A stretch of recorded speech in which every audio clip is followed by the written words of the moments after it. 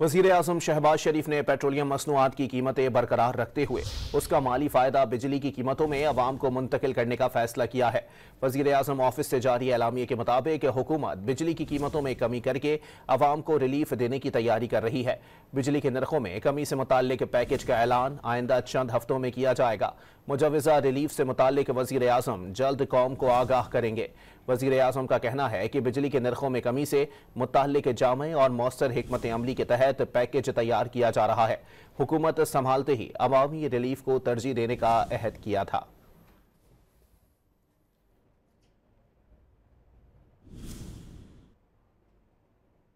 वज़ीर आज़म शहबाज शरीफ ने पेट्रोलियम मसनूआत की कीमतें बरकरार रखते हुए उसका माली फ़ायदा बिजली की कीमतों में अवाम को मुंतकिल करने का फैसला किया है।